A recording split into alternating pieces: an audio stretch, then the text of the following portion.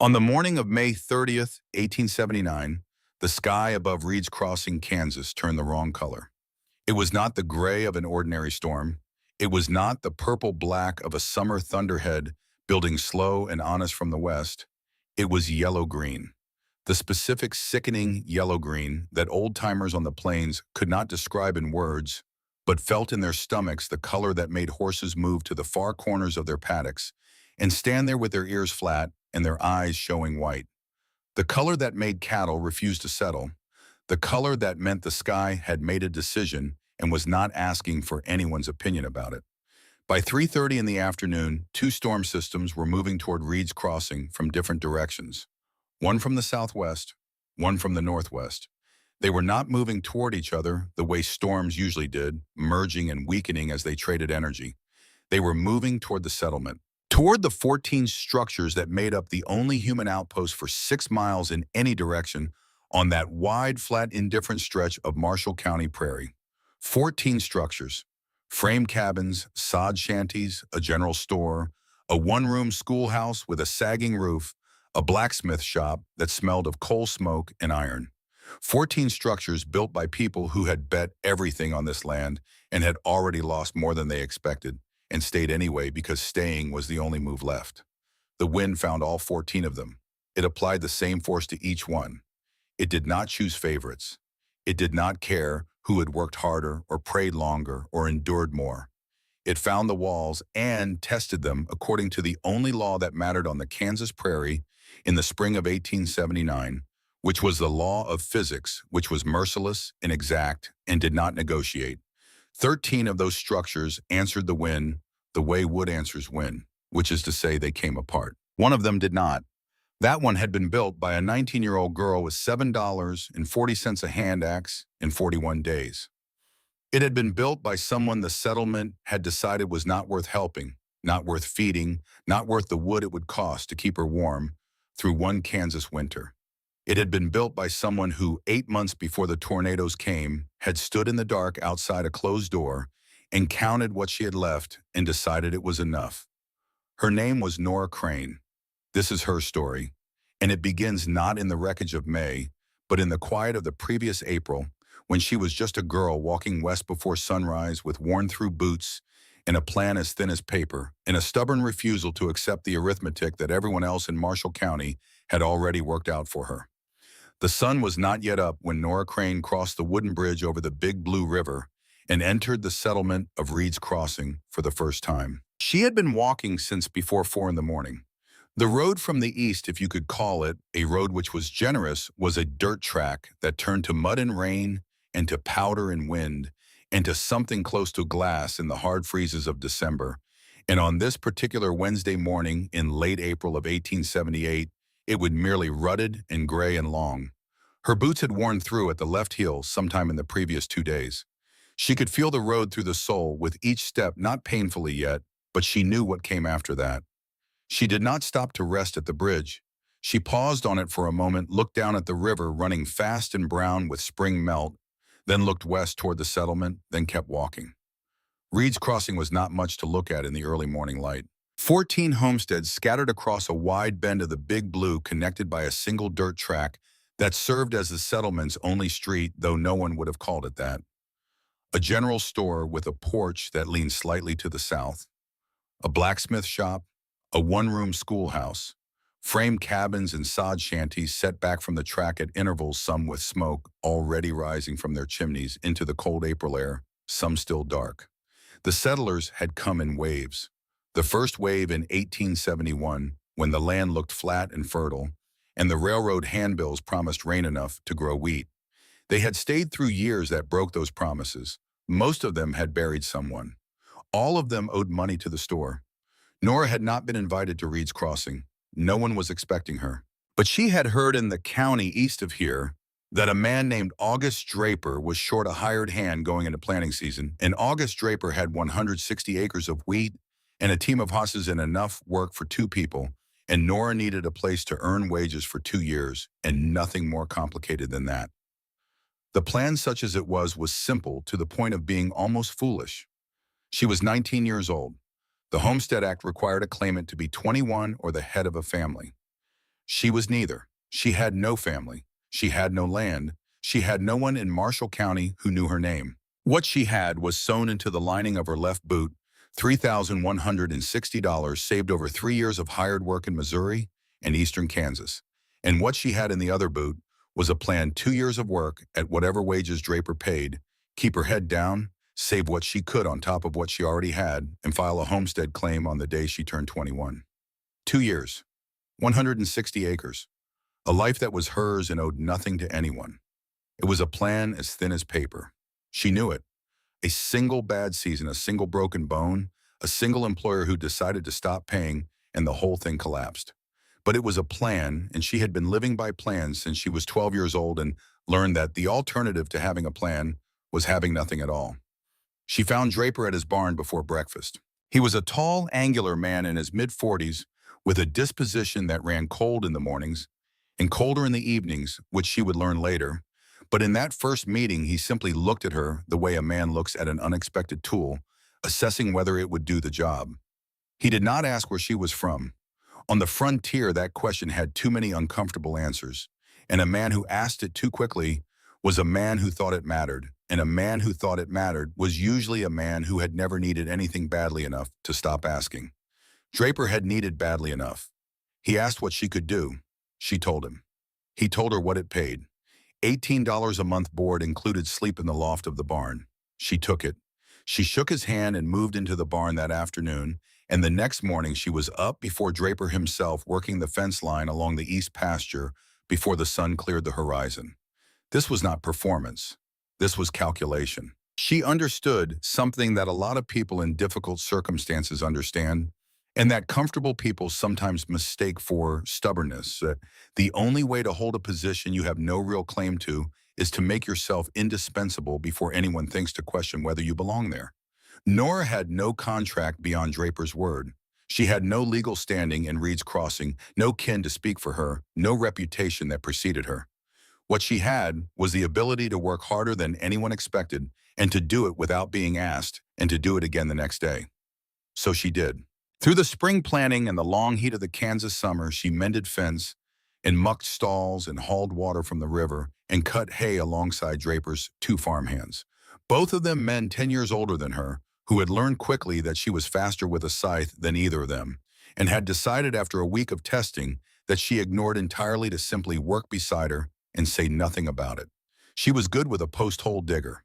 She had strong hands from 3 years of outdoor work and a tolerance for discomfort that she had developed so gradually it no longer felt like tolerance. It just felt like life. She ate what Mrs. Draper set out at the table and said little beyond what was necessary and listened to everything. This was another thing she had learned, that listening cost nothing and told you more than asking. At the table, she heard about Conrad Vane, who owned the general store and held credit lines for 8 of the 14 homesteads in the settlement, which meant he held a lever over 8 families' winters and pulled it just enough to keep them owing and not enough to break them entirely. Because a man who understood credit understood that a debtor who survived was more valuable than one who didn't. She heard about Solomon Hatch, who had come to Marshall County in 1871 with 2 mules and a wife and $140, and had buried his wife in the fever year of 1876 and his youngest boy in the blizzard of 1877, and who had 12 Kansas winters under his belt, and whose opinion at the rare community meetings was treated as settled fact. She heard about Everett Goss, 22 years old, who had filed a homestead claim the previous year with $90 and a wagon load of lumber hauled from Marysville, and who had what people called a carpenter's eye, meaning he could look at a structure and tell you in 30 seconds where it would fail. She heard all of this and said nothing, and went back to the barn at night and lay on her blanket in the loft and counted the days toward the goal that no one in Reed's Crossing knew she had.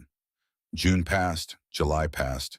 The wheat grew and was cut, and Draper sold most of it and kept some and paid his debt to Vane's store and had less left than he wanted, which was true of every farmer in Reed's Crossing in every year she would ever hear about. August arrived with heat that sat on the prairie like a hand pressing down and made the work slower and the tempers shorter and the water in the river lower and browner. Through all of it, Nora watched. She watched the way Draper responded to a problem, first with silence, then with blame, almost never with a solution that required him to accept any portion of responsibility. She watched the way Vane moved through the settlement on his monthly rounds, not hostile, not friendly, simply present in the way of a man who knows everyone owes him something and finds that knowledge more comfortable than people should. She watched Solomon Hatch, who lived 2 farms north of Draper and who moved through Reed's Crossing like a man who has earned the right to move slowly, measured, and deliberate, wasting nothing. She was building a map, not of the land, though she was building that too, a map of the people, of who could be trusted and who could be tolerated and who needed to be understood before they became a problem. On the frontier, people were either resources or obstacles, and the difference between surviving and not surviving was knowing which was which before you needed to know. September came. September was when the map stopped mattering. It rained on a Monday night in the first week of September. Fast rain, the kind that comes out of a clear sky and fills a dry creek bed in 30 minutes. Nora had checked Draper's east fence line 2 days before the rain and found it solid. She had checked it because that was her job, and she did her job without being told, which was the only basis she had for being there. By Tuesday morning, 3 of Draper's cattle were gone. The east fence had a section down, washed out or pushed through in the night, and the draw along the eastern edge of the property had flooded and taken the cattle into the creek. Draper found 2 of them a mile downstream, dead on a gravel bar. The third was never found. He told Nora to pack her things. She stood in the yard and said that the fence had been solid when she checked it 2 days prior. She said it calmly because she knew that calm was the only register available to her in that moment. Not anger, which would confirm whatever he had already decided. Not pleading, which would make her smaller in a situation where she could not afford to be any smaller. Just the facts stated once clearly. Draper said he didn't care. 3 head of cattle was 3 head of cattle, and someone had to answer for it, and the someone in front of him was her. He had no contract to break. He had a word that he had given, and now he was giving a different word, and on the Kansas frontier in 1878, a hired hand with no kin and no deed and no one to speak for her had no recourse beyond the word of the man who hired her. His word was done. She asked about September's wages. She had worked 15 days of the month and was owed $9. He said the cattle had cost more than the wages and walked inside. She stood in the yard with her wool blanket rolled under her arm and her hand axe and her skinny knife and her small supply of personal goods and watched the door close. She did not move for a moment. Not because she was stunned. She had understood since she was 12 years old that the world did not owe her fairness and would not be providing it. She stood still because she was thinking, and thinking required stillness. Then she picked up her bundle and walked to the general store. Conrad Vane was behind the counter when she came in. He was 45 years old, heavy-set with close-cropped gray hair and the deliberate, unhurried manner of a man who had not been surprised by anything in a long time and had decided that surprise was a form of inefficiency. He held the credit lines for 8 families in this settlement. He had lived in Reed's Crossing since 1873, 2 years after the first wave of settlers, and he had arrived not with a homestead dream, but with capital and a ledger and a clear understanding of what people needed when they couldn't afford to need it. He was not a cruel man. She understood this almost immediately. Cruelty required a kind of passion that Vane had long since traded in for something more useful. He was a man who had worked out the logic of his own survival and followed it with the consistency of arithmetic. And the logic said that credit was only as good as the collateral behind it. And collateral required something real, land, livestock, a structure, a name that the county knew. Nora Crane had none of those things. She had come to Reed's Crossing 3 months ago as Draper's hired hand, and she had left Draper's employment this morning under circumstances that Draper had apparently already described to Vane, because when she explained what she needed, Vane looked at her the way a man looks at a note he has already decided not to honor. Draper has told me what happened, Vane said. She said she needed a credit line for basic supplies. She said she planned to find hired work elsewhere in the county and would pay it back before the first freeze. He said he didn't extend credit to a person who had cost an employer 3 head of cattle and walked away from the debt. She said she hadn't walked away from anything. She said she had been pushed out without wages owed. Vane looked at her with an expression that was not unkind and not interested. Same result, he said, and turned back to his ledger. She stood at the counter for a moment longer than was comfortable. Not because she expected him to change his mind, but because she was working out the next step, and the next step required her to know exactly where she stood.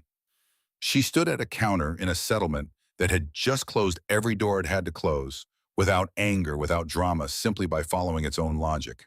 She was a 19-year-old girl with no kin and no land and no contract and no one in Marshall County who owed her anything. That was the arithmetic. That was the ground she was standing on. She spent the remainder of her money on what she needed most: 50 pounds of flour, 10 pounds of salt pork, 5 pounds of coffee, salt, dried beans, a tin pot, a length of rope. She counted out the coins on Vane's counter and watched him note the transaction in his ledger with the practiced efficiency of a man who had stopped seeing the people behind the numbers. She left with $7.40. That evening, she walked to the homestead of Solomon Hatch and knocked on his door. Hatch answered it himself. He was a large man broad across the shoulders with a gray beard and the kind of face that had been worked on by weather for a long time and had stopped fighting it. His eyes were steady and careful, the eyes of a man who had learned to measure things before he committed to them. He had 2 living children, a daughter of 11 named Ruth and a boy of 8 named Thomas, and he had fed them through 12 Kansas winters on a combination of hard work and careful arithmetic and the stubbornness that the prairie seemed to produce in the people who stayed on it long enough. He looked at her on his doorstep in the evening light and said nothing for a moment. It was not the silence of a man who didn't know what he thought. It was the silence of a man doing arithmetic. She told him she was looking for a place to sleep until she found work. Not food, not charity. Just a corner of his barn until she had somewhere else to go. He looked at her for 3 full seconds before he answered. She counted them. She had time. She was not going to fill that silence with anything because she understood that whatever he was calculating in those 3 seconds was real, was honest, was the result of 12 winters and a buried wife and a buried child and resources that had exact limits, and she owed it to him to let him finish the calculation. "I have 300 pounds of flour," he said finally. 40 bushels of corn, enough firewood to last until March if I burn careful. That's for me and my 2 children. There is nothing left over for a girl with no claim and no kin." His voice was not unkind. It was the voice of a man stating a fact that he wished were different and had accepted was not. He started to close the door, then stopped. "I'm not telling you this to be hard," Hatch said. "I'm telling you because you're 19 years old and you don't know what you're walking into. The first hard freeze comes in 8 weeks, maybe less. A person without shelter in this county in December doesn't last to January. When they find her, there won't be a soul here who owes her a burial." He paused. "There's a settlement near Marysville that takes on hands in the fall. Ride north. You might find a place to winter there." She said she didn't have a horse. Hatch looked at her. Then he closed the door. She stood on his porch in the dark and listened to the sound of the door settling into its frame and the sound of the prairie wind moving through the tall grass and the sound of nothing else. She walked back toward the settlement. She did not go to anyone else's door. She had mapped this settlement and she knew what she had just learned, which was that the map had run out.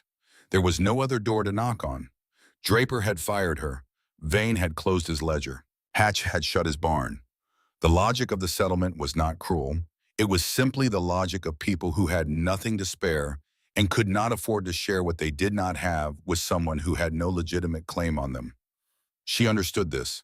Understanding it did not make it less of a wall.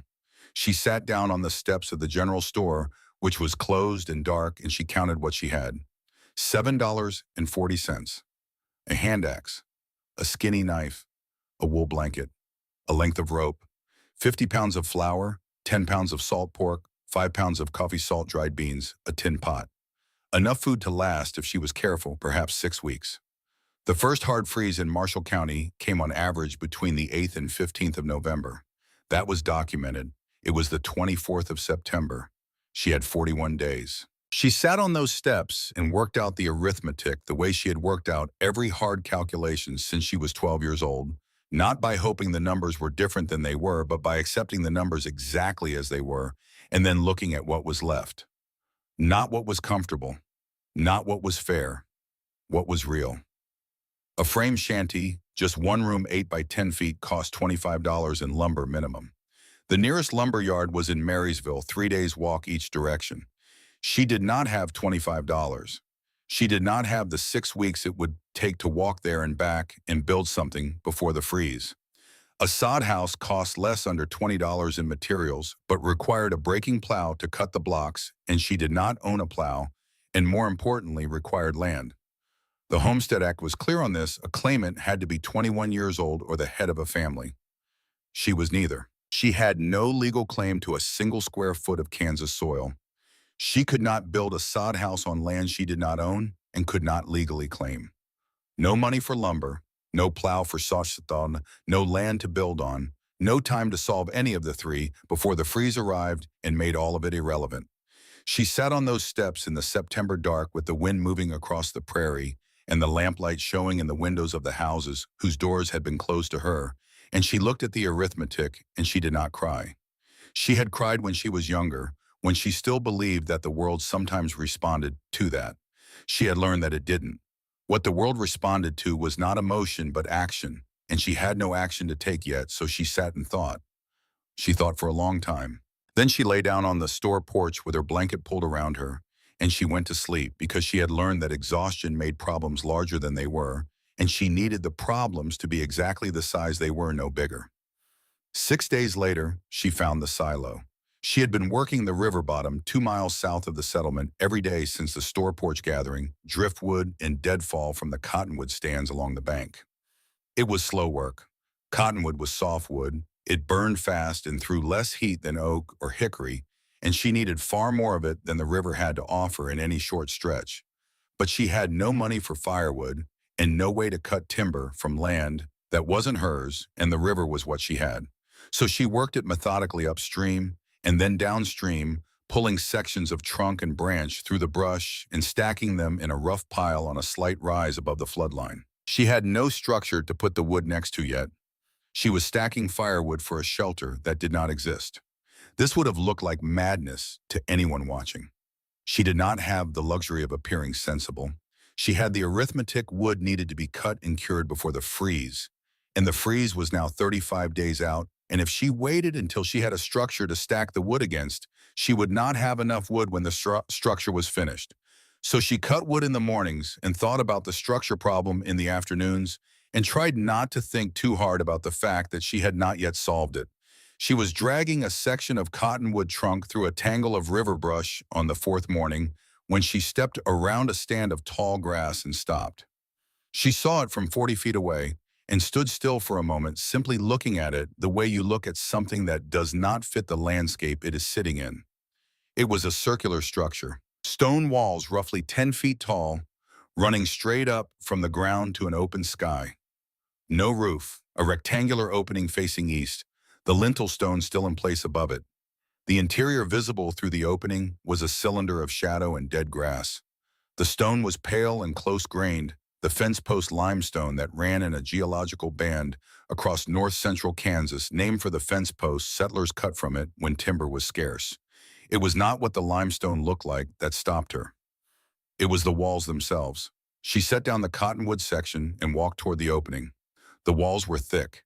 She pressed her palm flat against the outer surface and spread her fingers as wide as they would go, and she could not feel the interior side.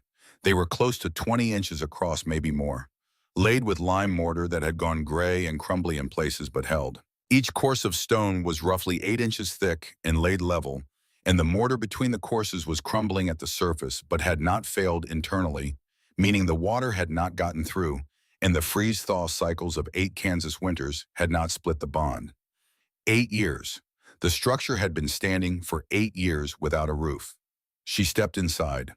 The floor was packed, earth matted with dead grass, and the residue of something that had once been grain. A thin root had worked its way through a crack in one of the lower stones on the west side. The crack had not gone far. The walls were plumb.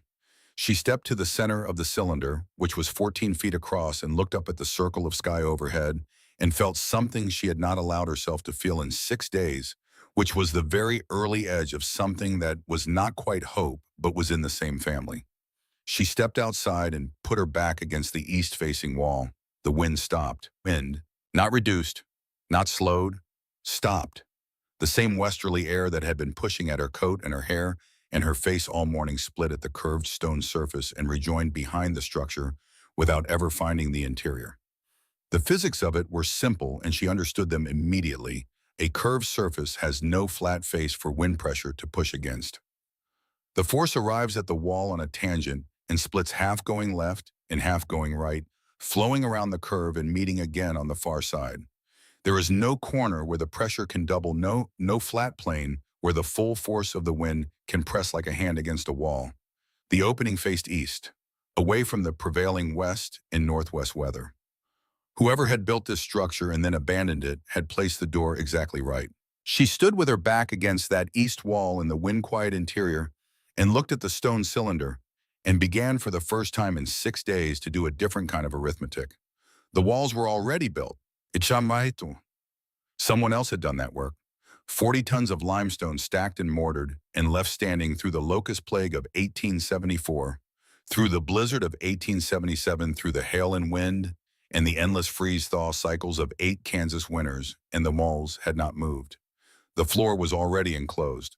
154 square feet of sheltered ground, more space than most settlers' root cellars. She needed 3 things to turn this cylinder into a place where a person could survive a Kansas winter: a roof, a stove, and enough mortar to seal the gaps in the walls.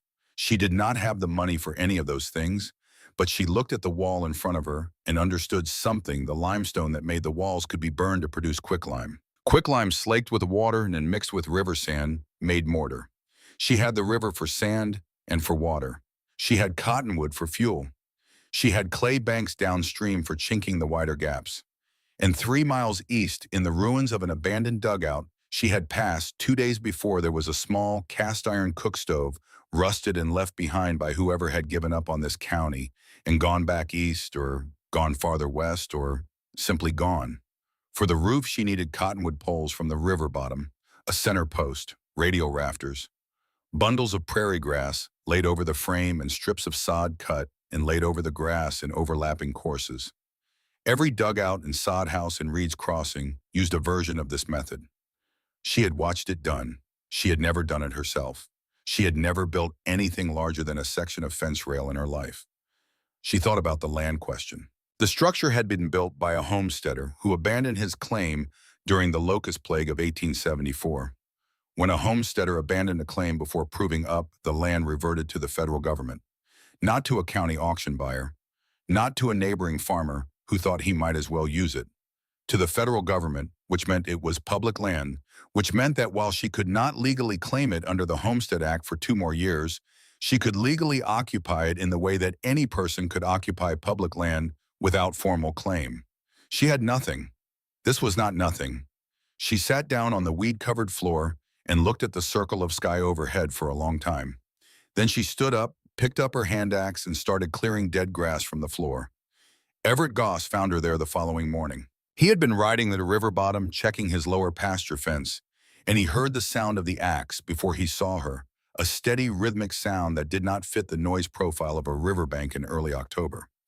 He came through the cottonwoods on horseback and stopped at the edge of the clearing and looked at the stone cylinder for a moment, and then at the girl working inside it, and then he dismounted. He was 22 years old. He had filed his homestead claim the previous year at the minimum age with $90 and a wagon load of lumber his father had fronted him from a sawmill in Iowa, and he had the direct, unhurried manner of a young man who had not yet learned to be diplomatic about what he saw. He walked around the exterior of the cylinder, examining the walls, pressing his own hand against the stone, the way she had, looking at the mortar joints and the base course in the east-facing opening. He came back and stood in the doorway. "You're going to live in a grain bin," he said. It was not quite a question. "It's the only structure in Marshall County I can legally occupy," she said. He looked at the walls for another moment. He was doing the same thing she had done the previous morning. She could see it running the arithmetic, assessing the stone, working out the load paths and the failure points. He had a carpenter's eye, and he was not wasting it. The man who built that Goss said finally couldn't make it work as a farm, left it standing in a floodplain, and walked away. "What makes you think you can make it work as a house?" She showed him the walls, the thickness of the stone, the way the curve killed the wind. She demonstrated it, standing at the opening with the westerly air moving past them, then stepping inside to where the air was still. She explained the roof she planned to build: center post, crossbeam, radial rafters of cottonwood poles, layered prairie grass bundles with sod over the top. She explained the lime burning process for making mortar and where she planned to get the clay for chinking the wider gaps in the location of the abandoned stove 3 miles east. Goss listened to all of it without interrupting, which she appreciated. When she finished, he shook his head slowly. "That roof is going to be a problem," he said. "Spanning 14 feet with cottonwood poles, green wood, no milled lumber. The weight of the sod alone could bring the whole thing down on your head. I've worked out the load," she said, which was not entirely accurate. "You worked it out with what?" "You've never built a roof," she looked at him. "I've never frozen to death either," she said. "I'm trying to keep that record intact." He looked at her for a moment. Then he looked at the walls again. His expression was not dismissive. It was the expression of a man looking at a structural problem he cannot immediately solve and admitting that fact to himself. "I think you're going to die in that silo," he said. His voice was flat and honest and not unkind. "But I also can't tell you where else you're going to go." He mounted his horse. He stopped before he rode out of the clearing without turning around. "If you want to borrow my post hole digger for the center post, come by this afternoon." Then he rode north through the cottonwoods, and the sound of his horse faded into the wind. She stood in the doorway of the stone cylinder and listened to the silence that followed him out. She did not know whether he had helped her or simply confirmed what she already knew. Both were possible. Both might be true. But he had offered the post hole digger, and she would need the post hole digger, and she had learned a long time ago to take the tool that was offered without spending time analyzing the motivation behind the offer. She went back inside and kept clearing the floor. By the end of that first week, word had moved through Reed's Crossing, the way words always move through small settlements, which was to say fast and imprecisely. Conrad Vane heard it from the blacksmith who had heard it from Goss, who had said nothing to anyone about the post hole digger, but had mentioned the silo. By the time the story reached Vane, it had accumulated the specific texture that stories get when they pass through enough people who want them to mean something. A girl was squatting in an abandoned grain silo in the river bottom, 2 miles south, apparently planning to winter there, which everyone agreed was either brave or stupid, or most likely both. The phrase that attached to her was not flattering. "Silo girl," said with the particular tone that small communities use for things they expect to fail without needing to do anything to make them fail. The school teacher, a Swedish woman named Clara Swenson, who had come to Reed's Crossing the previous year with her 4-year-old son Eric and had found the settlement smaller than the advertisement had suggested, but had stayed because she had nowhere else practical to go, told her oldest student that the situation seemed unjust. Then in the same breath, she told the child not to say anything about it where Vane might hear. Because in Reed's Crossing in 1878, Conrad Vane's credit lines were the architecture of winter survival, and a person who openly sympathized with someone Vane had refused was a person who might find that architecture suddenly less available. Nora heard about the phrase when Goss mentioned it in passing when she came to return his post hole digger. He said it the way you say something to warn someone not to wound them. She thanked him for the tool and walked back south. She had 31 days left. She had not yet started the roof. The walls were 40% sealed. The stove was 3 miles east, sitting in the ruins of a dugout, rusting and waiting. Her food supply was dropping by a small but real amount every day. The firewood she had stacked on the rise above the floodline was a fraction of what she would need. She did not allow herself to look at all of it at once. She had learned that about hard problems, looking at the whole thing at once was the fastest way to stop moving. You could see the entire distance between where you stood and where you needed to be and be paralyzed by it, or you could look at the next foot of ground in front of you and take a step and then look at the next foot and take another step. The distance was the same either way. Only one of those approaches got you there. She looked at the next foot of ground. The stove had to come first. She laid down her axe on the silo floor and walked east. It was Conrad Vane who came to the silo on a gray October morning, 12 days after she had moved in, and he did not come alone. He came with August Draper on his left and Leander Holt, a corn farmer from the eastern edge of the settlement, on his right. All three of them on horseback, and they stopped at the edge of the clearing. Vane sat his horse the way a man sits when he has decided something and come to say it and wants the geography of the moment to say it for him, which was from above on horseback in the presence of witnesses. Nora was inside the cylinder when she heard the horses. She was covered in white dust from lime mortar work. She came out through the east doorway and stood in front of it. She looked at the three of them and waited. "I've been looking into the title on this land," Vane said. He reached into his coat and pulled out a folded paper and held it up without unfolding it. He had purchased the original homesteaders' relinquishment rights at a county tax auction in 1875, $3.50, that he said gave him ownership of this land and everything on it. He looked at her over the folded paper, including that stone tube you were squatting in. She looked at the paper. She looked at his face. She thought about what she knew, which was not much, but was precise. When a homesteader abandoned a claim before proving up the land reverted to the federal government, a relinquishment meant the original claimant gave up his rights. It did not automatically create new rights in a secondary buyer at a county auction. The General Land Office in Washington might agree with Vane's interpretation of that document, or it might not, and there was no way to know without going to a federal court, which was not in Marysville and not in Marshall County. "You can file a trespass complaint with the county court in Marysville," she said. Vane's expression did not change, but something behind his eyes did. A small recalibration. "I intend to," he said. "The court convenes in December," she said. "By December, either I'll be dead of cold or I'll have a structure worth arguing about. Either way, we'll know something."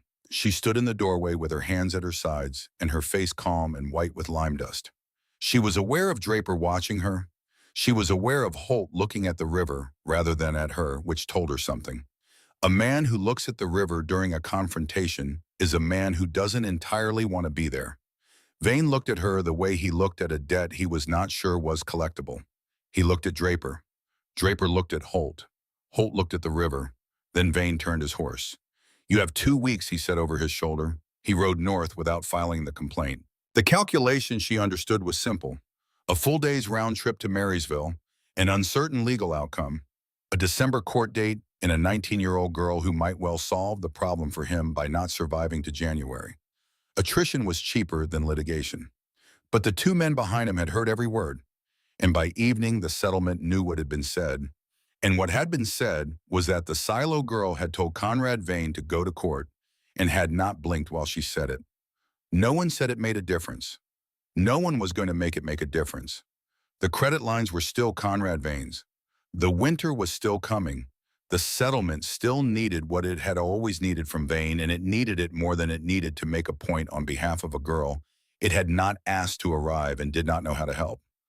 But something had shifted, slightly. The way a stone shifts when you put your weight in a different place and it doesn't move, but you feel it acknowledge the pressure. Nora went back inside the cylinder and returned to work. She had 29 days. She had $3.20 remaining after buying nails from a passing peddler and a small sack of commercial lime. The roof had not been started. The walls were half sealed. The stove was in the cylinder now, retrieved against the north interior wall, having cost her 2 days and, both hands worth of open blisters, dragged 3 miles on a travois she built from cottonwood poles and rope. The 200-pound iron box, shifting and grinding over every root tangle and creek cut in those 3 miles until she got it through the east doorway and set it against the north wall and sat on the floor beside it in the last of the afternoon light. She had built the shelter she could not afford to build. Now she had to finish it before 41 days ran out. The stove sat cold in the corner. The walls were half sealed. The roof frame existed only in her head. The firewood stacked outside was a fraction of what she would need to survive. The first freeze was coming, whether she was ready or not, and the first freeze did not care about plans or arithmetic or what any 19-year-old girl on the Kansas prairie thought she was capable of. She lay down on her blanket on the hard earth floor of the cylinder and looked up at the circle of stars visible through the open top where the roof would be, and she did not think about how far she was from finished. She thought about what she would do first in the morning. The lime work. The east wall upper section, where 3 courses of mortar had crumbled to gaps wide enough to put her thumb through. Then the clay chinking on the south side, 2 sections she had prepped yesterday, but not yet pressed. Then if there was light enough left in the afternoon, she would start laying out the center post hole for the roof. 1 step, then the next step, then the step after that. She closed her eyes. Outside, the west wind moved across the prairie the way it always had and always would, indifferent and constant, looking for things to test. The stone walls did not move. The stove retrieval had cost her 2 days and both palms. She had known going into it that the cast iron box in the abandoned dugout 3 miles east would be the hardest single task before the roof went on. She had not known because she could not have known without doing it exactly what kind of hard it would be. There is the hard of heavy labor, which is the hard of exertion and soreness and endurance. And then there is the heart of problem-solving under load, which is the heart of a thing that keeps changing on you while you are already at the limit of what your body can do. The stove retrieval was the second kind. She had built a travois from 2 cottonwood poles lashed parallel with rope at 18-inch intervals, the same design used by the Plains tribes for centuries, simple and sound. She had walked the 3 miles to the dugout in the early morning to work the stove out of the collapsed entry with a combination of leverage and patience, wrestled the 200-pound iron box onto the pole frame, and started back. The ground between the dugout and the silo was not flat. It was crossed by 2 shallow creek cuts threaded with root tangles from the cottonwood stands and broke into a low ridge halfway back that turned the dead weight of the stove into something closer to 240 pounds of friction. She dragged it, she stopped and rested, and dragged it again. By the time the silo came into view through the river timber, her left shoulder had seized into a knot that pulsed with every heartbeat, and her hands, already cracked from lime work, had opened along the heel lines and were bleeding into the rope. She got the stove through the east doorway.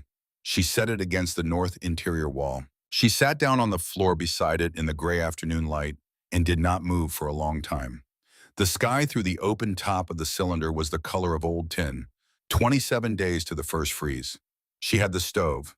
She did not have the stovepipe, but she had a plan for the stovepipe that involved flattened tin sheeting salvaged from a collapsed outbuilding she had found downstream, which she would crimp and shape into sections and fit through a hole she would chisel through the upper south wall. She did not have the roof. She did not have enough firewood.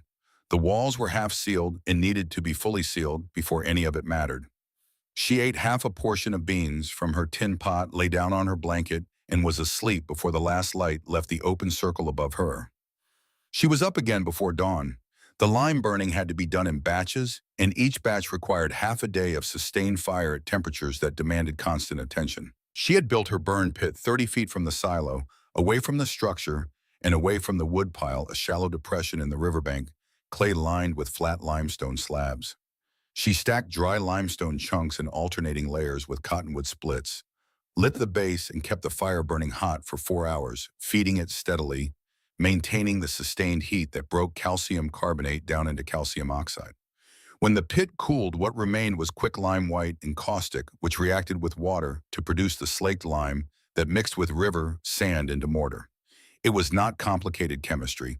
It was brutal physical chemistry, the kind that destroyed hands and produced visible results only after hours of invisible process.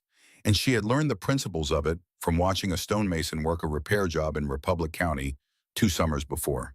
The stonemason had not known she was watching. She had been passing on the road and had stopped and watched for an hour and asked 3 questions and then walked on. She had not known at the time that she would ever need the information. She had stored it anyway, the way she stored everything, because she had learned that knowledge weighed nothing and could be carried indefinitely, and that you never knew which piece of it would someday become the difference between a solution and a wall. The mortar she mixed at roughly 1 part lime to 6 parts river sand, working it in her tin pot in small batches, pressing it into the deteriorated joints with a sharpened stick. She worked from the bottom of the cylinder upward because the lower joints were the most critical, carrying the most load, and because working wet mortar above your head while standing on unstable footing was the kind of compounding risk she could not afford. She moved methodically, section by section, pressing the mortar deep into each joint, smoothing the surface, moving to the next. Where the gaps were too wide for mortar, where the weather had worked the stone apart to openings nearly an inch across, she packed them with clay, chinking Kansas River clay, mixed with chopped prairie grass, pressed in with her thumbs, until the gap was sealed and the clay was tight. The work was slow. It showed no progress until suddenly it showed everything, and the everything came in small increments, a section of wall going from gray and porous to white and solid, Then another section, then another, the interior slowly becoming a different place. As the gaps closed, and the wind that had whistled through the joints began to merely sigh and then stopped altogether in the lower courses. By the 12th of October, 18 days from the projected first freeze, the interior walls were sealed from ground level to 7 feet. The upper 3 feet were still open, still gray, still leaking cold air through joints she had not been able to reach without scaffolding. She planned to seal those from above once the roof was in place. It was a calculated risk. The lower 7 feet of sealed wall would hold the stove heat in the breathing space where she lived and slept, and the upper joints would lose some of that heat to the outside air, but not catastrophically, not lethally. She had worked out the math as well as she could with the information she had, which was imperfect math done with imperfect information, but it was the math she had, and it was better than no math at all. Then it rained. The storm came out of the northwest on the night of the 11th of October, announced by no particular warning, just the sky going from clear to overcast between sundown and midnight, and then the rain beginning slow at first, and then sustained the kind of steady rain that the Kansas plains could produce in the fall, with no drama and no lightning and no wind, just a gray ceiling pressing down and releasing water at a rate that the packed earth of the river bottom could not absorb quickly enough. She woke when the first drop hit her face. For a moment she lay still and listened to the sound of water on limestone, a soft, inconsistent percussion that meant rain was finding the open top of the cylinder and falling through. Then she felt the floor under her blanket and felt it was wet, and she sat up. 2 inches of standing water on the packed earth floor rising. The open top of the silo was a perfect rain collector, a 14-foot circle with no drainage except the slow seep of water through the floor, and the floor was not seeping fast enough. She got to her feet. She picked up her tin pot. She bailed the floor with the tin pot for 3 hours in the dark, dipping and carrying and dumping. Outside the east doorway, dipping and carrying and dumping, the water rising, and then stabilizing, and then slowly dropping as her bailing outpaced the rainfall. The rain slowed around 3 in the morning and stopped before first light. She bailed until the floor was mud rather than standing water, then sat on her sleeping platform which she had pulled up against the east wall above the floodline and looked at what the rain had done. The mortar she had applied the previous day was gone. Not damaged, gone. Fresh lime mortar required 3 to 5 days to cure to initial strength, and before it reached that strength, it was vulnerable to water, and the rain had found the fresh applied sections and done exactly what water does to uncured lime mortar, which was to dissolve it and carry it away with the draining water. Sections she had spent the better part of 2 days sealing were open again, gray and crumbled as if she had never touched them. She looked at the walls in the gray pre-dawn light. She picked up her stick. She mixed a new batch of mortar in the tin pot. She started over. She lost 3 days. Not 3 days of rest, not 3 days of wasted time, but 3 days of actual forward progress simply erased, requiring re-execution from the beginning. The mortar had to be reapplied. The clay chinking had to be repressed into the wider gaps. The surface finish had to be resmoothed. 3 days of work done twice, which meant 3 days lost from the 41 she had started with, and which were now down to 15. 15 days. No roof. Firewood reserve, a cord and a half of cottonwood stacked outside the south wall. She needed 4 to 6 cords minimum. 1.5 cords was not the minimum. 1.5 cords was a death sentence delivered slowly. She did not allow herself to calculate the total shortfall. She had learned that the total shortfall was a number that could stop you from moving if you looked at it directly. Instead, she sat on the floor at 2 in the morning with the empty tin pot in her hands in the dark, in the cylinder that still had no roof and not enough wood in walls that were only partially sealed for the second time, and she counted the hours until first light. Not the days, the hours. How many hours until there was enough light to work? How many batches of mortar she could mix and apply between sunrise and the light failing? How many sections of wall she could seal in a single day if she did not stop for anything that was not strictly necessary? This was the thing she had found over years of hard circumstances that most people had not. The total distance between where you stood and where you needed to be was a number that could break you. The next step was not. The next step was just a step. You took the step, and then you looked at the next one, and you took that one too, And you did not look up to see how far you still had to go, because looking up cost you the step you were in the middle of taking. She looked at the hours until first light. There were 4. She lay down and slept for 3 of them. The roof was the problem that could kill him. Not the cold directly, not the wind, not the inadequate firewood. The roof was the single variable she could not compensate for with cleverness or substitution or endurance. Without a roof, the silo was an effective windbreak and nothing more. Without a roof, every fire she built would heat the open sky above her. Without a roof, the rain would keep coming in, and the mortar would keep washing out, and the temperature differential between inside and outside on the coldest nights would be essentially 0. The roof was not optional, and the roof was the thing she had never done. She felled 7 cottonwood poles over 4 days, selecting from the river timber. With the carpenter's eye she had been developing by necessity, looking for the straightest, the thickest, the ones with the most consistent diameter from base to crown. She was looking for something else too: dryness. Green cottonwood was soft wood that absorbed moisture and swelled under load and split along its grain when the load became uneven. She needed the driest wood the river bottom had to offer, which was not very dry, but was what she had. She dragged each pole back to the silo individually. The longest of them was nearly 12 feet, cut from a section of drift timber she found wedged in a log jam a quarter-mile downstream. It was heavier than the others, and the dragging took most of a morning, but it was straighter than anything else she had found, and she needed it for the longest span. The plan she had worked out in her head over many nights was this: erect a center post 10 feet tall by seating its base in a hole at the exact center of the silo floor and bracing its top with a cross beam wedged between opposing wall tops. Lay 7 radial rafters from the wall tops to the center post, lashing them at both ends with rope and driving nails where the metal would hold. Lay cross poles perpendicular to the rafters for lateral support. Bundle prairie grass into thick sheaves and layer them over the frame in overlapping courses. Cut sod strips 12 inches by 24 inches, 4 inches thick, and lay them over the grass in overlapping courses the way a man lays shingles, each strip overlapping the one below by half its length so that any gap in one strip was covered by the strip above it. She had done this in her mind so many times that the steps felt familiar. Her hands had done none of them.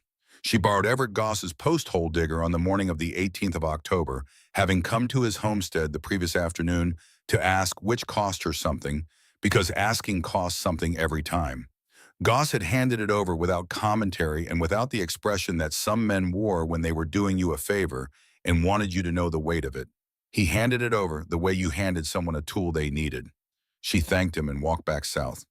The center post went up that morning. She seated its base 18 inches into the floor at the exact center of the cylinder, packing the hole with tamped clay for stability, then raised the pole upright with her shoulder under the crown, holding it vertical with one hand, while she positioned the crossbeam with the other, which was the kind of operation that required 3 hands, and she had 2, which meant it required 3 attempts and a length of rope tied from the pole's midpoint to the east wall as a temporary brace while she adjusted the crossbeam's position. The crossbeam was a 6-foot cottonwood section, and she wedged it between the north and south wall tops at a height that met the pole at its crown, lashing the joint with 3 wraps of rope and driving 2 nails through the lashing. Then she began the rafters. The first rafter she positioned from the south wall top to the center post, lashing it at both ends, testing the joint with her weight before committing to the next one. It held. She positioned the second rafter, the third, the fourth, the fifth, the sixth. Each one took its place in the radial pattern, like the spokes of a wheel, the wall tops forming the rim and the center post forming the hub. The frame was taking shape, and she could see it now, not as an abstraction in her mind, but as a real structure, real wood and real rope and real geometry, and she allowed herself a measured moment of satisfaction before she went back to work. She had begun loading the first sod strips onto the completed sections, working from the outside edge inward, when she picked up the 7th rafter. It was the longest of the 7, the 12-foot section from the drift timber log jam, and it was the last to be placed. She maneuvered it into position with the careful deliberateness she had applied to every step of this process, raising the wall top end and walking it up hand over hand until it was elevated enough to lay against the center post, then easing the crown end into place in the lashing. She was tightening the rope at the center post end, when she heard it.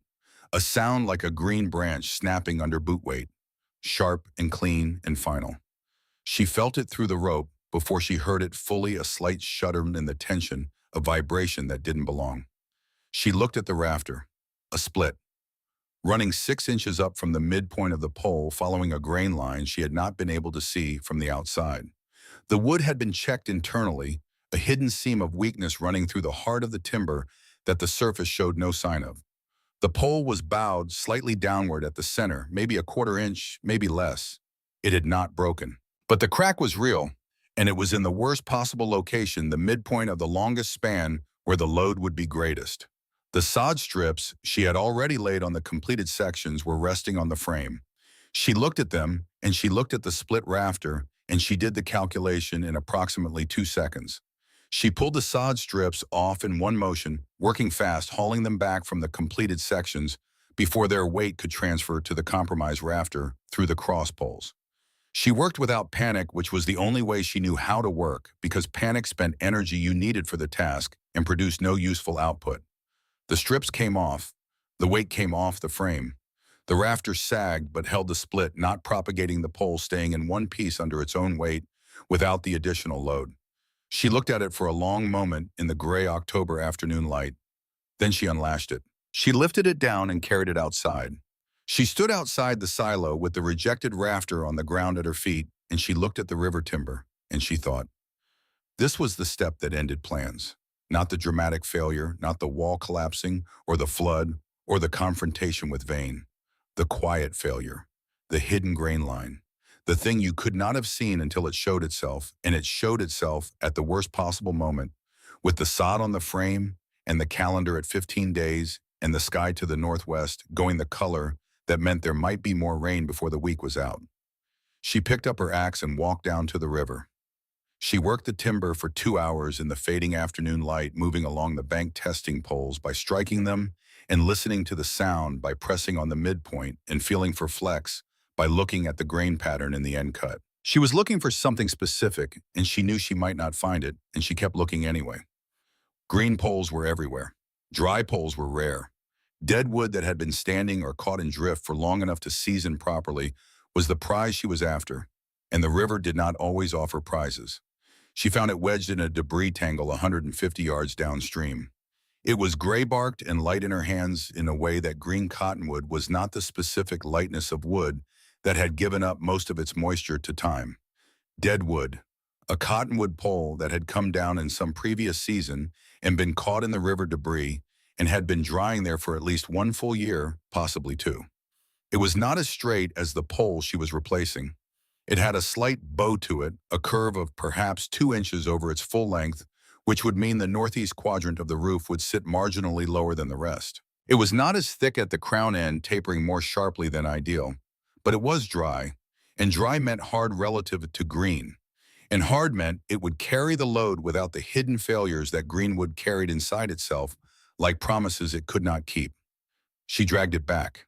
She lost the last of the afternoon light doing it. She worked by feel in the early dark, lashing the replacement rafter into place by touch, and rope memory, tightening each wrap until she felt the tension she was looking for, driving the nails by sound in the darkness. She finished loading the sod strips by feel, the last 4 sections placed in the dark by memory of where she had been and where the frame told her to go. On the morning of October 25th, she climbed on top of the silo from the south side using the stone courses as a ladder and looked at the finished roof. It sat slightly uneven. The northeast quadrant was lower by 1 inch, maybe 2, where the replacement rafter's bow expressed itself under the weight of the suit. The surface was not the smooth geometry she had imagined, but the rough organic geometry of what was actually possible. Irregular sod seams, slightly misaligned grass bundles, showing through at 2 gaps, the north center section sitting a little higher than it should, where the cross poles had settled unevenly. She pressed down at the center with both hands and felt nothing give. She pressed at the northeast quadrant over the replacement rafter, the one she had found in the dark, and lashed in by feel and felt the same thing. Nothing. No deflection, no creak, no warning vibration. She came back down and went inside and put her hand on the center post and looked up at the sod roof above her, at the closed circle where the open sky had been for every night she had slept in this cylinder since the beginning of October. The light that came through now was dim and diffuse, filtered through sod and grass and pole, in a way that made the interior feel for the first time like a room rather than an outdoor space with an unusually solid fence around it. She had two problems remaining before the first freeze. Two leaking seams between sod strips in the northeast quadrant, visible as thin lines of gray light when she stood below and looked up. And the upper 3 feet of wall, still unsealed, still breathing cold through the open joints. She would fix the seams first. The wall she would address after sealing from inside using the post tops as a working ledge. She put the problem of the firewood aside in the part of her mind where she kept the problems that had no solution available today. 1.5 cords of cottonwood stacked outside the south wall. She needed 4 to 6 cords. The mathematics of that shortfall were exactly as bad as they had been for weeks, and thinking about them did not make them better, so she thought instead about the next step, which was to seal the leaking seams. And then on the morning of October 28th, she found the bag on the sleeping platform. She had gone to the river at first light for sand mixing material for a small sealing batch to fill the sod gaps. She was gone perhaps an hour. When she came back and stepped through the east doorway, she saw the bag immediately sitting on the sleeping platform against the east wall, where nothing had been sitting when she left. It was a cloth bag, the kind used for seed or coffee, folded over once at the top. She looked at it for a moment before she touched it, taking in the situation, the bag that had not been there an hour ago, the soft ground outside the doorway that would show the marks of whoever had left it. She looked at the ground. Boot prints. A man's boots by the size and depth coming from the north and returning to the north. Fresh, within the hour. She opened the bag. 14 iron nails, cut nails of the common size good ones. Not the bent or corroded kind you found in salvage, but new nails, or near new, stored clean and dry. And beneath them a ball of baling wire, the heavy gauge kind, coiled tight. She held one of the nails in her palm and looked at it. She knew from the direction of the boot prints and from the seams and from the hour, which was early enough, that most of the settlement's men were not yet away from their own work who had left it.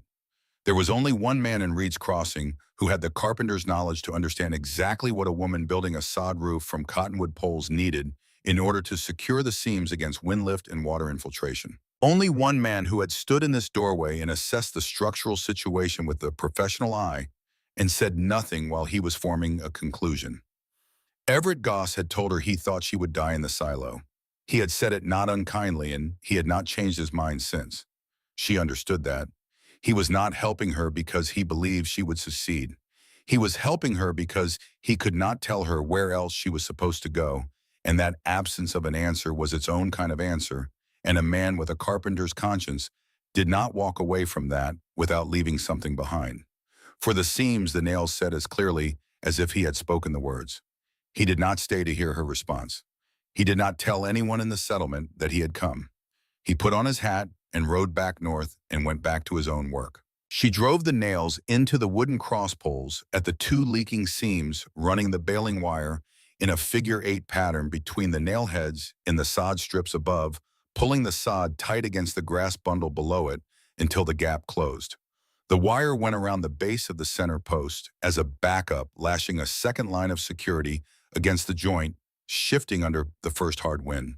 She had used both the nails and the wire before she came inside and stood in the dim interior light and looked up at the roof that no longer showed any lines of gray sky. She pressed her hand against the sealed surface at both seam locations. Nothing moved. The first hard freeze arrived on the 9th of November, 4 days after she declared the silo finished by her own accounting, which was the accounting that mattered to no one but herself and the walls. She had borrowed Everett Goss's thermometer the previous evening, asking for it plainly at his door, without explanation, and he had handed it over without asking for one. She checked it at dawn. Outside 12 degrees Fahrenheit. Inside 44 degrees 8 hours after she had last fed the stove. She stood in the middle of the cylinder with the thermometer in her hand and looked at the number. 44 degrees was not warm. 44 degrees was not comfortable.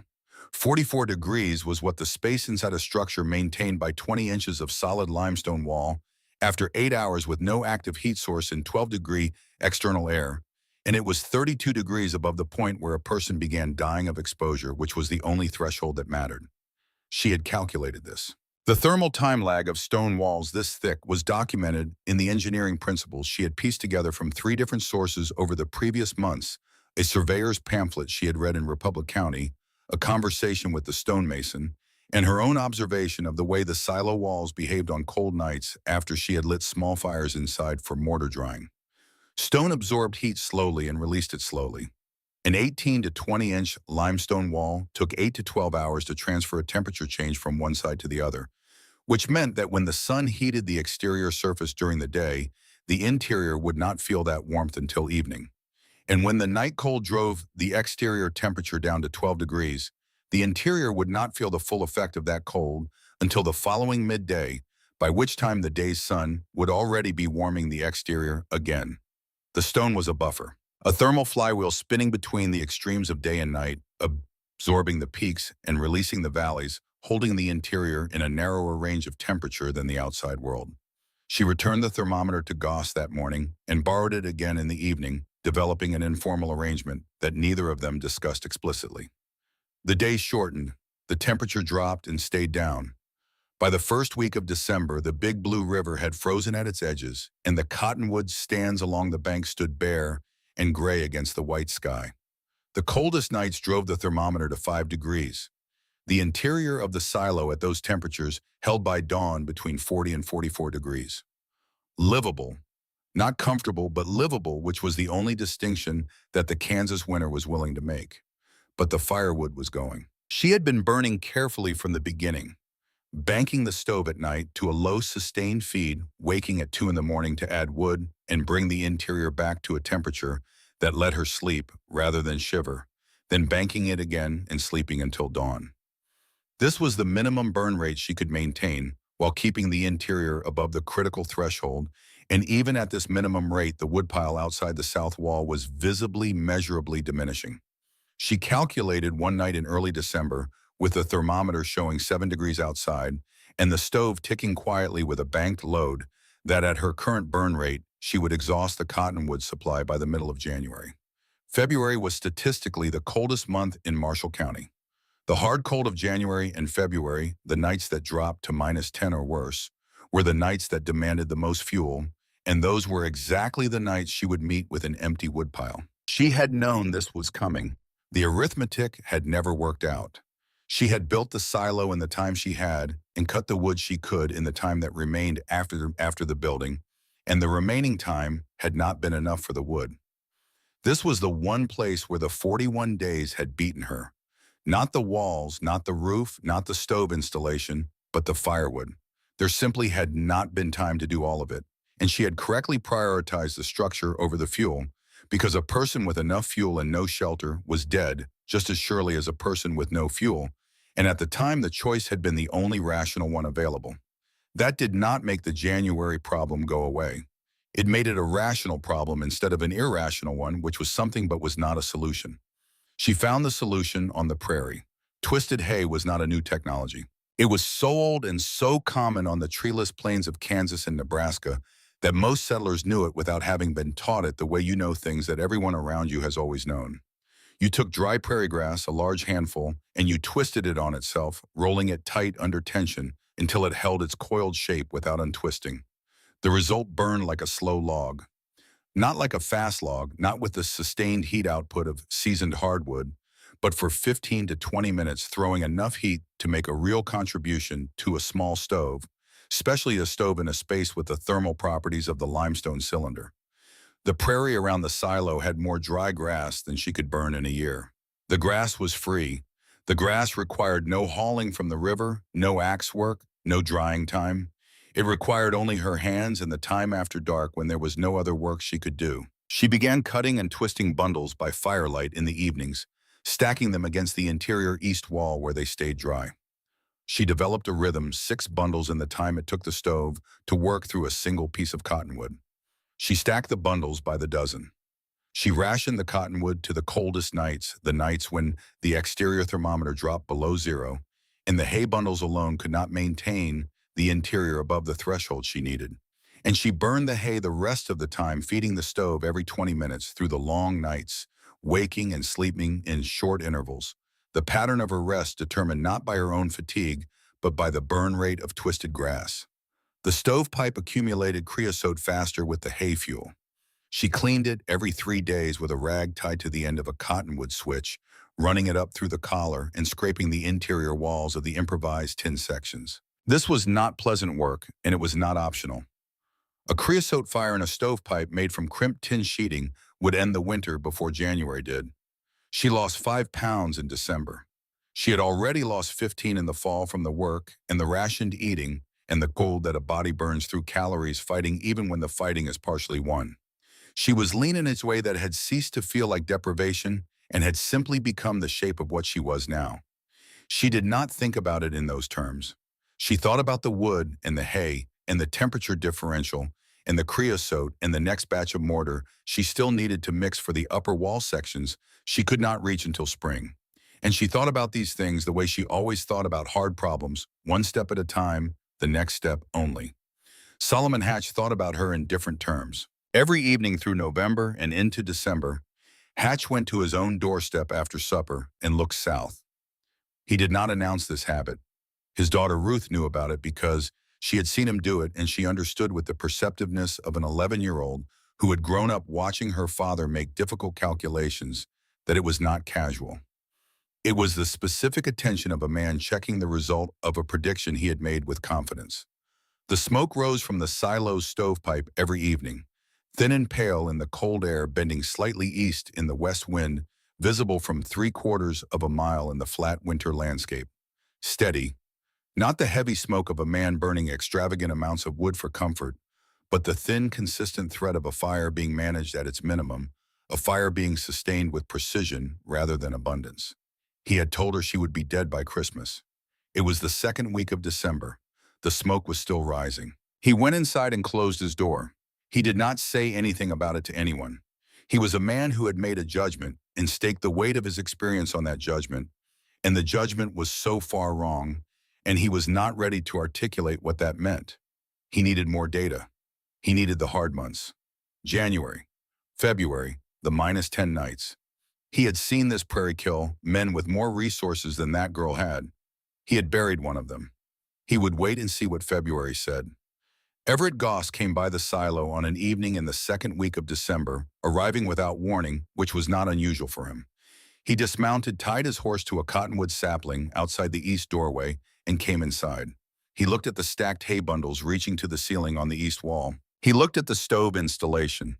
The crimped tin stovepipe fitting through the chiseled hole in the upper south wall, sealed around the collar with a clay packing that had cured to the color of old brick. He looked at the whitewashed interior walls, the coat of slaked lime she had applied to the interior surfaces in late October, brightening the gray stone to a pale white that reflected the stove's light and made the space feel marginally larger and less like a place where something had gone wrong. He sat on the sleeping platform. She handed him a tin cup of coffee. He held it in both hands and looked at the walls. "It's warmer in here than my place," he said. It was not quite a question. 44 degrees at 2 in the morning, she said. He looked at her. "My place runs 31. I've been getting up 3 times a night." She said nothing. He looked at the walls again, the 20-inch stone, the whitewashed surface, the pale mass of it. He had built a frame cabin with corner joints and wall studs and nails, the standard construction of every new settler in Marshall County, the construction that every land handbill and every neighbor and every piece of common wisdom said was the right way to build a house on the frontier. And he was getting up 3 times a night in 31-degree air. He asked how it worked. He asked the question directly without the deflection men sometimes used when they wanted to know something but didn't want to admit the wanting. He asked as if he had earned the right to a straight answer by being the only person in Reed's Crossing who had handed her a tool and not expected her to fail visibly before the winner proved him right. She explained the thermal mass. She explained the geometry: a circle enclosed more area per foot of wall than any rectangle of similar dimensions, which meant fewer square feet of wall surface per unit of enclosed space, which meant less surface area through which the heat could escape to the outside. She explained the mortar joints and the reason she had sealed them, not just against wind infiltration, but against conducted cold, because stone conducted cold as readily as it conducted heat, and every open joint was a thermal bridge connecting the interior warmth to the exterior cold, shorting out the buffer the mass was trying to provide. Goss listened to all of it. He did not write anything down. He had the kind of mind that stored what it heard in structural form, organizing information the way he organized lumber by load path and connection point. He finished the coffee. He stood up and put on his hat. Cravensworth was asking about you, he said at the door. The name he used was Solomon Hatches. The name the settlement used informally, the settler's habit of matching the man to his land. He was asking whether you were still alive. What did you tell him, she said. I told him you were Goss said. He seemed a little surprised. He went out into the cold, and she heard his horse moving north through the cottonwoods, and she stood in the doorway for a moment feeling the cold on her face before she went back inside to twist hay. The months moved the way months move, in extreme cold, which is to say not gradually, but in a series of individual confrontations, each one requiring something specific, each one ending and being replaced immediately by the next without rest or transition. A -12 night in January that burned through her rationed cottonwood supply faster than she had planned. A thaw in the first week of February that turned the floor to mud and required 2 days of drainage management before she could use the stove without smoking herself out. A February week of consecutive below-zero nights that tested the thermal mass of the limestone against the hardest cold the prairie had delivered all winter. The stone held. The temperature differential between inside and outside narrowed on the coldest nights, reaching its worst on a February morning when the exterior thermometer read -15 and the interior at dawn showed 37 degrees, 8 degrees above freezing, maintained by a stove burning a combination of twisted hay and her last cord of cottonwood. 37 degrees was not warm. 37 degrees was not comfortable. 37 degrees was 12 degrees above the threshold she could not go below, and the stone had given her those 12 degrees in the depths of the worst cold the 1878 to 1879 Kansas winter had in it. She carried deadfall home from the river bottom on her back, through knee-deep snow and temperatures that turned the moisture in her breath to ice crystals on her scarf before it dispersed. Her left boot split at the sole in a February river bottom trip, the leather failing at a seam she had not seen coming, and she bound it with strips of rabbit hide from a trap she had set along the south bank and checked every other morning. The hide held for 2 weeks before the wet snow broke the stitching. She did not buy new boots. She did not have the money for new boots. She wrapped the sole with a doubled strip of cottonwood bark and kept walking. By March, the cottonwood reserve was gone. She had stretched it as far as she could, rationing it to the coldest nights, and burning twisted hay, for the rest sleeping in short intervals between hay feedings, waking in the dark to the sound of the stove going cold. What remained was the prairie grass itself, which was not going to run out, and the diminishing cold which was receding in the way that Kansas cold receded, not gradually but in stages. A cold day followed by a slightly less cold day, followed by a cold day again, but with a trend that the thermometer confirmed even when the skin could not. She was alive. She was 20 pounds lighter than she had been in September. Her hands had a quality they would keep for the rest of her life, the specific roughness of hands that had done continuous work in cold and lime and clay for 6 months without adequate protection. Her left boot was held together with bark and habit. She had $3 and some coins remaining of the $7.40 she had counted on the steps of Vane's store in September. She was alive. It was March. Solomon Hatch had said she would be dead by Christmas. Outside on the mornings when the temperature had come up enough to make the effort worthwhile, she could hear the river beginning to change. A shift in the sound of it from the locked silence of deep winter to something with more movement in it, the ice at the edges thinning and giving way, the current reasserting itself against the freeze. The cottonwood stands along the bank were still bare, but if she looked closely at the tips of the upper branches, she could see something beginning there. The slight swelling that preceded the green, the tree making its annual argument that what had been frozen was not finished. She looked at those branch tips in the cold March mornings and thought about the next winter. Because there would be a next winter, and it would require 6 cords of wood at minimum, and this time she was going to start cutting in May. She was already making the plan. April came in cold and then warmer, the way Kansas springs always came, not as a gift, but as a negotiation, offering 2 warm days and taking one back. letting the temperature climb into the 50s and then dropping it to the 20s overnight, testing the landscape the way the landscape had spent the winter testing her. The river thawed from the center outward. She watched it happen over the course of a week, the dark open water appearing first in the fastest part of the current, then widening toward the banks as the ice thinned and broke and moved downstream in pale, irregular sheets that caught the morning light. The cottonwood stands put out green buds the size of thumbnails. The prairie grass, the same grass she had twisted into bundles through the long winter nights, began pushing new growth up through the dead stalks, thin and vivid green against the gray of the old. She cut the last of the twisted hay bundles from her interior stack in the first week of April and burned them in a morning fire, and felt for the first time since September the specific sensation of not calculating. The cold was not gone. It would come back on some nights through May. But the arithmetic of survival had shifted from the desperate calculus of the deep winter, every cord of wood against every degree of cold, every bundle of hay against every hour of darkness, to something more ordinary. The prairie was repaying its debt. The phrase she had heard an old farmer use once in Missouri, and she had not understood it then, the way she understood it now in her body, in the loosening of something that had been held tight for 6 months.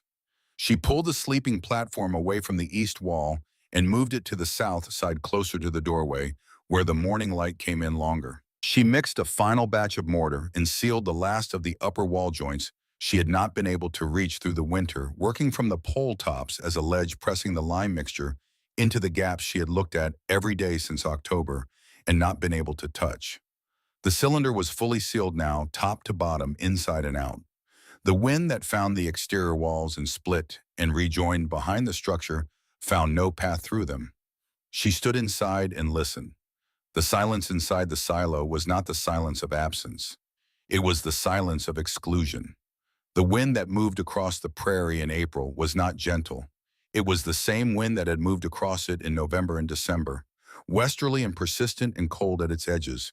But inside the limestone cylinder, that whined was a sound rather than a presence, a low note heard through 20 inches of stone rather than felt on the skin. She had lived inside that distinction for 6 months, and it had saved her life, and she understood it now, not as an abstraction, but as a physical truth she carried in her body. She began cutting cottonwood in May, not May as a target, not May as an aspiration, but May as a decision made in February, when the firewood ran out and the arithmetic of the previous autumn was fully resolved.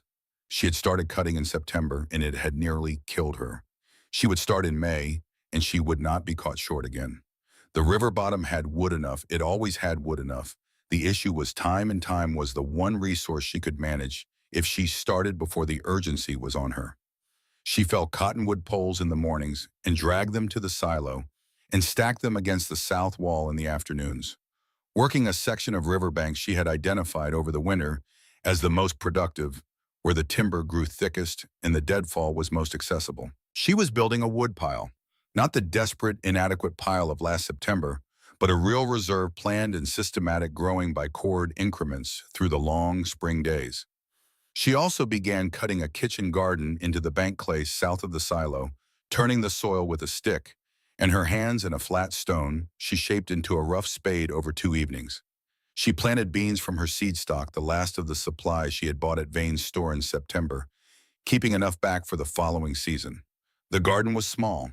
It would not feed her through a winter, but it would supplement what she could buy or trade for, and every bean she grew herself was a bean she did not have to pay Conrad Vane's prices for, and the arithmetic of that, accumulated over months and years, was the arithmetic of independence. She was thinking in years now, not days, not hours, years. The April storms came before she had fully processed the fact that the winter was behind her. She put her hand flat against the south interior wall and felt what she always felt, which was the stone absorbing the force and distributing it, and holding, not flexing, not transmitting the directional push of the wind as a shove, but as a vibration spread evenly through the mass. The silo did not move. 40 yards north, Everett Goss's frame cabin was having a different experience. She could hear it from inside the silo, the specific sounds of a wooden structure under high lateral load, the groan of the wall studs flexing between their connections, the creak of the plate joints straining against the nails that held them. The sounds were not catastrophic. The cabin did not fail. But when the front had passed and she came outside to assess the landscape, Goss was outside too, working the south and west walls of his cabin with a board and a handful of fresh mud, chinking, pressing it into the cracks that had opened at the corner joints while the wind was on them. She walked over. The damage was specific, and she recognized it immediately. The corners. The east and west walls of the cabin met the north and south walls at 90-degree angles, and those angles were where the chinking had cracked the mud and straw packing blown out in fragments by the pressure that had concentrated at those points while the walls flexed. She told him why. She told him the way she told him things when she was certain of them, which was directly and without the softening she had seen other people apply to information that might be taken as criticism. A frame wall was flat. A flat wall acted like a sail under lateral wind load, catching the full dynamic pressure of the moving air across its entire surface. At the corners where two flat walls met, the pressure from both walls converged at a single point, and the geometry of that convergence doubled the effective load at the joint. The nails and the mortise connections at those corners were the weakest elements in the structure, designed to hold the assembly together under the dead load of the roof and the walls themselves. They were not designed to carry the doubled wind load that the corner geometry created in a high wind event. Goss listened. He did not argue with the physics. He pressed another handful of chinking into a corner gap and looked at the wall. "You're telling me my cabin is built wrong," he said. "I'm telling you why the corners cracked," she said. "That's not the same thing." He looked at her sideways. "What's the difference?" "The difference is that the design is standard and reasonable for most conditions," she said. "It's only wrong relative to this specific thing, and knowing what it's wrong for tells you what to do about it." He looked at the corner. She could see him working through it, the structural logic of what she had described, fitting it to what he had felt in the cabin during the wind, the flex he had noticed in the west wall, the creak at the corner plates. He said nothing more that afternoon. He kept chinking. She walked back south. Solomon Hatch heard about the corner cracks from someone in the settlement. She was not sure who, but he heard it within a day as things moved through Reed's Crossing. She knew he heard it because she saw him from a distance, 3 days after the April storm, driving his wagon slowly along the dirt track south of the settlement, and he stopped the wagon on the section of track closest to the silo and sat on the seat and looked at the exterior walls for a long time without dismounting. She was inside when she heard the wagon. She came out through the east doorway and stood in the clearing. He did not look at her immediately. He was looking at the walls, the east face visible from the track, studying the mortar joints, the way a man studies a thing he has been thinking about and is now checking against the version in his head. "The wall is still plumb," he said. He was not speaking to her. He was speaking to himself, or to some internal accounting he was running, checking the current result against the expected one. The words were the words of a man whose prediction had not arrived at the expected answer, and who was now in the process of revising his understanding. "It hasn't moved since 1870, she said. "Before I got here." He looked down from the wagon seat at her. Something in his expression had shifted from the man who had stood in his barn doorway in September and told her there was nothing for a girl with no kin. Not warmth, not apology, but a relinquishment of the certainty that had been on his face that evening. The certainty of a man who knew what the prairie could do and knew what a 19-year-old girl with $7 could not do in response to it. That certainty had been accurate in his experience. It had been wrong in this instance. He was too honest a man to pretend otherwise and too careful a man to speak the adjustment prematurely. "Wait until the real wind hits," he said. He looked at the prairie, the flat sweep of it to the south and west. "I've seen what this land does in the spring. Wind that picks up a loaded wagon and moves it 20 feet. You want to know how your stone tube handles that? You wait until May." He clicked his tongue at the horses and drove on. She watched the wagon move north along the track until it was small in the distance. She went back inside and looked at her firewood pile, which was taller by 3 cords than it had ever been at this time in any previous year. She looked at the sealed walls and the sod roof and the cold stove in the repaired northeast quadrant, where she had replaced the 2 damaged rafter sections after the winter using dry wood. This time wood she had seasoned herself under the south overhang of the silo through the late winter months. She picked up her axe and went back to the river. The morning of the 30th of May, 1879 arrived, the way dangerous days on the Kansas prairie It always arrived quietly and then all at once. The temperature at sunrise was 68 degrees. For the last day of May in Marshall County, 68 degrees at sunrise was not unusual, but it was the quality of the heat that morning that was different. Not the dry heat of the Kansas summer, but something heavier, laden with moisture, pushed north from the Gulf of Mexico by a sustained southerly wind that had been building for 2 days. The air sat on the settlement like wet wool. It pressed down on the grass and the river timber and the skin, and it made the work of the morning slow and imprecise, the kind of heat that made hands clumsy and attention wander. By noon, the temperature had climbed to 91 degrees. She had been cutting cottonwood poles along the river since early morning, working the timber section 200 yards south of the silo building, the fourth court of her winter reserve. She stopped at noon because the heat was doing what she knew heat did to fine work, which was make it coarser than it needed to be, and she did not want coarser work on the wood she was laying in for next winter. She drank from the river and went inside the silo to rest for an hour in the cool that the stone wall still held from the previous night. The thermal mass worked in both directions. In winter, it held heat in summer, it held cool in. The interior of the silo at noon on a 91-degree day was 63 degrees, a difference of 28 degrees maintained by the same 20 inches of stone that had held 44 degrees against 12-degree air in February. She lay on her sleeping platform in the cool and felt the temperature on her skin and thought about nothing in particular for the first time in she could not remember how long. She came back outside at 1 o'clock. She looked northwest. The sky in that direction was the wrong color. She had not seen the color before. She had heard about it. Every old settler on the plains talked about it, eventually the yellow-green of a certain kind of sky before a certain kind of storm, a color that existed in no other context, a color the plains invented specifically for these moments so that the living things on them would know. Horses knew it without being told. Cattle knew it. She looked at the color and felt something she did not have a name for that lived below the level of thought in the part of the body that had been handling danger assessments longer than language had existed. She put her axe down on the ground and stood still and looked at the sky. Solomon Hatch's horses were in their paddock 3/4 of a mile north. She could not see them clearly at that distance, but she could see that they were not grazing. They were in the far corner of the paddock, and they were still. At 3:30 in the afternoon, the clouds to the northwest came up suddenly, not gradually, not as a slow darkening of the horizon, but as a wall, a dark rolling mass that moved forward at a visible rate, and behind it from the southwest, a second mass of cloud moving in a different direction, entirely the two systems crossing at an angle that created a temporary clear window. Directly overhead, a piece of blue sky that looked almost normal and was the most abnormal thing she had ever seen in any sky anywhere. She had left her axe on the ground. She did not pick it up. She stood in the clearing south of the silo and watched the two cloud masses converge and the blue window close, and then she heard the sound begin. It was not thunder. She had heard thunder all her life, and this was not it. Thunder peaked and rolled and faded. This was continuous. A deep rolling roar that did not peak and did not fade but held and grew, building on itself the way a wave builds before it breaks lower than thunder, in its register felt in the chest, in the gut, rather than heard primarily in the ears.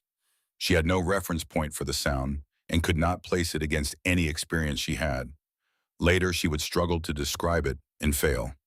Later, she would simply say it was the sound of something very large moving very fast and leave it at that. She ran for the silo. She was through the east doorway and pulling the sleeping platform across the opening when she heard the first funnel touch down to the southwest. She did not see it. She did not need to see it. The sound told her everything the sight would have. It changed in character when the funnel grounded, adding a lower grinding note beneath the roar, the sound of a column of rotating air in contact with the earth, picking up the earth, turning the earth into something else entirely. She braced the sleeping platform against the doorframe, with its legs angled into the packed earth floor, creating a wedge that the door could not push past from the outside. She put her back against the east wall and her feet against the platform and looked at the ceiling and waited. The wind found the silo. She felt it arrive before she heard it change a pressure shift in the interior air, a slight equalization as the exterior pressure differential increased. Then the sound on the outside wall became something beyond what the April storms had been, beyond any reference she had for wind noise. a sustained roar that was also a pressure, a thing that pressed against the curved limestone surface and could not find a flat plane to push against and split around the curve and rejoined behind the structure and kept going. She put her hand flat against the south interior wall. The stone trembled, not moved, trembled. The way a struck bell transmits the force of impact through its mass, not as displacement, but as vibration. A shudder moving through the stone in all directions, simultaneously dispersing into the geometry of the ring, finding every stone in the circle and sharing the load with every other stone. The force arriving at the exterior wall was not pushing a flat surface. It was meeting a curve, and the curve was redirecting it, splitting it left and right, sending it around the circumference where it was absorbed by the hoop compression of the ring itself, the same principle that made a barrel stronger than a box. The circular form under lateral load transferring force into compression along its own circumference rather than bending stress at its corners. The wall did not move. She kept her hand there. The vibration moved through her palm and her wrist and her forearm, the language of 40 tons of limestone communicating with the force applied to it and answering with refusal the specific answer of mass and geometry, and the labor of whoever had stacked those stones in 1870, and the labor she had put into them since October. All of it speaking at once in a frequency she felt in her bones. The wall did not move. Then the door shook. Not the wind, something different. A specific impact, an intentional pressure, and then a voice, a woman's voice, high and urgent, calling her name over the roaring. She had not known Clara Swenson knew her name. She had spoken to the school teacher twice in the 8 months she had been at Reed's Crossing, both times briefly, both times with the caution that everyone in the settlement maintained when Vane's credit lines might be listening. She pulled the platform aside and Clara Swenson came through the doorway with her son wrapped in both arms, the boy's quilt pulled around him against the cold, and the wet his face flushed with the fever that Clara had been managing for 2 nights, with nothing more than cool cloths and the particular exhaustion of a mother who has not slept watching a sick child. Eric was 4 years old. He was burning. His eyes were half open and he was coughing in short, shallow bursts that shook his whole body.